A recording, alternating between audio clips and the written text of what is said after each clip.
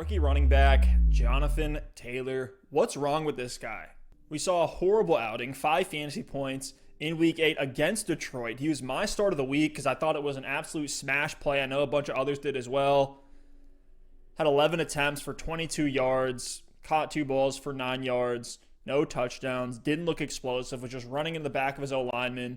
And I know for you, Alex, as a Colts fan, you've been on that JT hype train all year. I've been trying to buy him from me in Dynasty. And as an initial reaction to this, as a Dynasty shareholder, is to overreact. But you got to remember, we're early in JT's career. He came in with super high expectations. I'm not worried long term, but this is the point where you're not going to be out on him, but the concern can start to creep in. Like before Detroit, 0% concern. Now there's like a 10, 20% in there. Again, love him long-term in Dynasty, but 2020 isn't looking good so far. It actually came out after the game that JT has an ankle injury. Let's pray that's not a high ankle sprain. It looked rough out there. JT had no burst.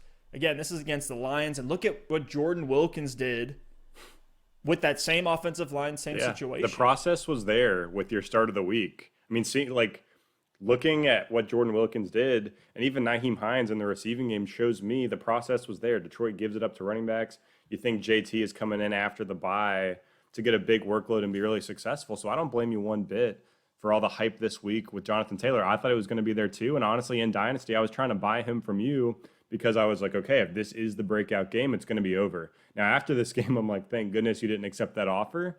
But for me, Dynasty is a different story. I think long-term, he could be fine. But as far as redraft goes, I think he's a hold for me.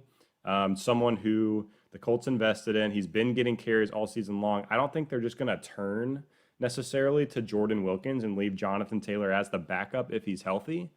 But he just hasn't passed the eye test for me so far. I've been trying to give him the benefit of the doubt all season, saying he'll get it going, and he hasn't. Only 3.9 yards per carry.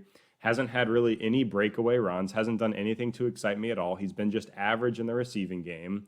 So for me, this looks like a hot hand committee. Like Jordan Wilkins was hot, they let him run with it. Maybe it was because of the injury, but we've seen 2 blow-up games from Nyheim Hines as well. That's going to come every once in a while in the receiving game. So for me with Taylor, I'm definitely concerned for the rest of the 2020 season. I'm hopeful as a Colts fan that he can return on that draft capital. But just because he was drafted in the second round doesn't always mean he is going to hit. So you got a great O-line, a team that wants to run the ball. All the pieces are there with the Colts. I'm hopeful that it's going to come together in the next couple of weeks. So if you do have Jonathan Taylor, maybe sit him this week against Baltimore. He's a little bit banged up. I don't have a problem sitting him in that game. But after that, you have to keep starting him and put your faith back in Jonathan Taylor. So, this will keep evolving, and we'll see how he's able to perform against Baltimore if he plays. But I would like to see how he performs with him on my bench. Jordan Wilkins in that game, 20 fantasy points, 20 carries for 89 yards, and a touchdown. We've even seen guys like Jonathan Williams come out of nowhere last year and have some good days rushing the football with the Colts. And the Colts are trying to win games.